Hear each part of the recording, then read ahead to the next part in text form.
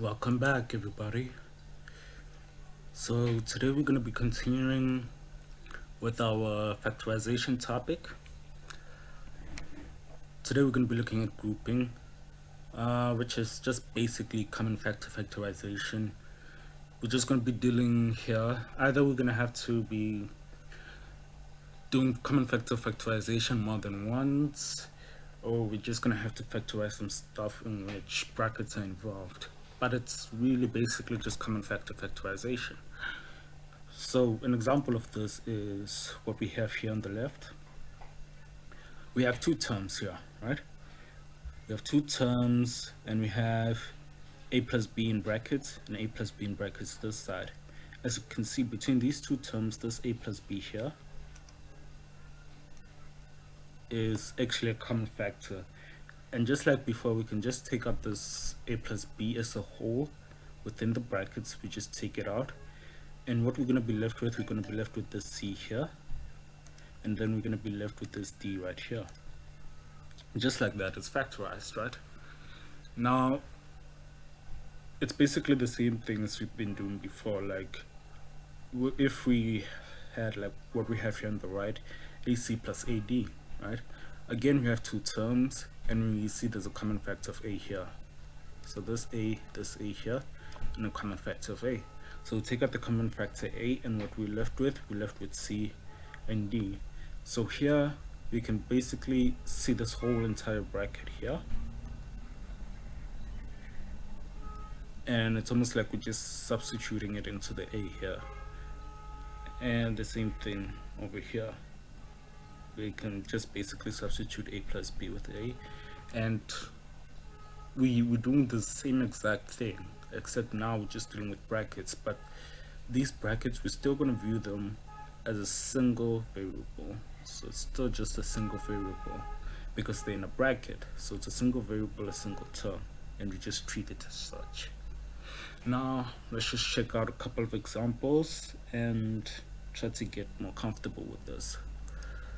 Alright, so a very common grouping problem you're going to get is something like this, in which you have a bunch of terms here. Here we have 4 terms, but none of them actually have a common factor across all 4 of them.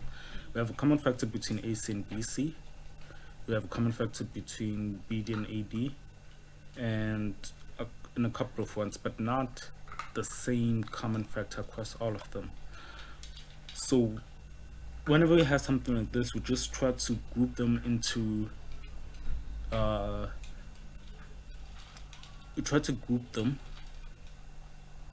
pairs which we'll be able to use common factor factorization on. So in this case, we take AC and BD, and then we just group those together, and we can group together BD plus AD. Alright, so we group these two because we see there's a common factor of C here. So we take out the common factor of C, and we're going to be left with A plus B. And then here we see there's a common factor of D, so we take out D, and we're left with B plus A. And now let's look at these brackets here. We have A plus B, B plus A. What you have to always realize is that these two are actually equivalent. A plus B is equals to B plus C. It's the same thing as 1 plus 2 is equals to 2 plus 1, or 3 plus 1 is equals to 1 plus 3. It's the same exact thing. It doesn't matter which order you add things in, as long as you add them. The only times we have to worry about operations is if we're subtracting or dividing. But if we're adding, and also with multiplication, we don't really have to worry about the order at all. So in this case, we see that those two are equal. So what we can do here is we can just simply write this A plus B, A plus B. And we see here we have a common factor of A plus B. So we can actually take out that as a common factor again. Just like before, we treat this as one variable. we take out a plus b, and what we left with c, and we're left with d.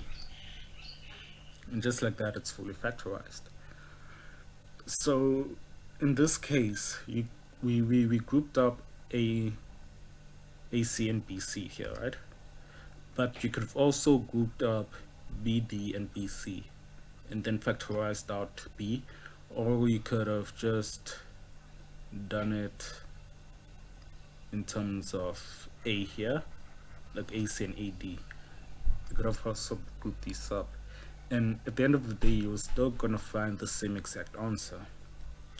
So it really does not matter which order you do these things in, as long as you just understand that you have to do it a couple of times, right? So you just group them and just keep trying to conduct common factor factorization here. All right, let's go on to the next one. So this one, these are the trickier ones, much trickier. So we have 6x squared plus xy minus 2y squared. So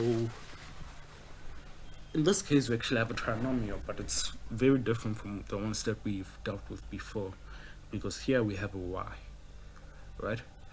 This thing can actually be factorized. Some of these things can't be, but this one can be. And we can factorize it using two methods. Now, I'm going to show you how to factorize this using trinomials. And then we're going to use grouping again, and from that you will actually see how grouping and trinomials kind of relate to each other. And then in the next video, we're going to see how to use grouping to factorize trinomials in general. So in this case here, we can actually factorize this by well, basically doing what we've been doing before, right? So for trinomials, we take up the factors of 6x squared, which will be 3x and 2x. I'm just choosing these two, and then we will have 2y and y. So the only difference between there is that here we have to include the y's here, right? Whereas before we do not have any y's at all.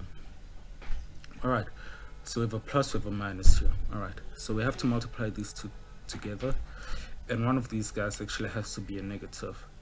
So in order to get a positive xy, the smaller one has to be negative here, which will make negative. We'll put the negative in front of the y. So if we multiply 3x times negative y here, we get negative 3y, negative 3xy, and then if we multiply 2x plus 2y, we get plus 4xy. We add those together, this just gives us xy, and this is what we actually have here in the middle. So essentially, we've actually factorized this 3x here and 2x, and the 3x is multiplying with the minus y, so the minus y is on the opposite bracket, and the 2x is multiplying with the 2y, which are in opposite brackets, and there it is factorized. But we can also use grouping here to actually factorize this whole thing. So we start off with the normal thing, right? 6x squared plus xy minus 2y squared. All right. So then here, our first step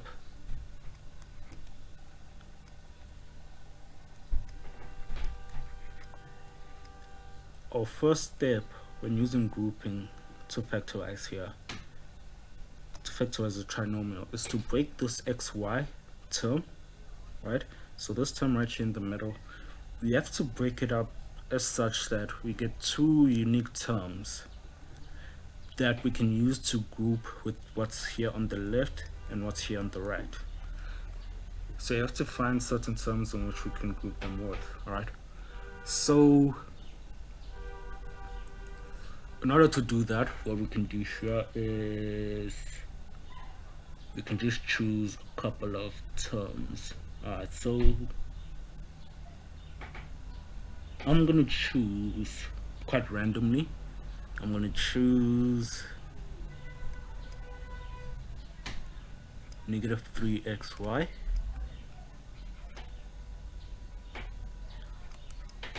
plus 4xy. So the reason why I chose these is because if we group these together and we group these together, you can see that here we actually have common factors that we can factorize out, right? So here we can actually take out 3x, and what we're going to be left with, we're going to be left with 2x minus a y. All right, and then on this side we see we can actually take out plus 2y, and what we're going to be left with, we're going to be left with 2x minus y. All right, so we just used common factor factorization, and we notice that here we actually have a common factor. So 2x minus y and 2x minus y this side, right? And just like magic, we can actually just factorize this out. 2x minus y, and we're going to be left with 3x plus 2y. And you notice that this answer right here is the same exact answer this here, right here, except that the brackets are just switched around. But as I said before, in terms of multiplication, the order of operations does not matter. So we can use two totally different methods, two completely different methods to find the same answer. And this is just what I wanted to demonstrate here. And we're going to be using this in our next chapter. Alright, so thank you for watching this, listening, and please like, subscribe, comment, tell us what we can do better. We would like to hear from you, and till next time, Godspeed, and enjoy the rest of your day, evening, all that good stuff.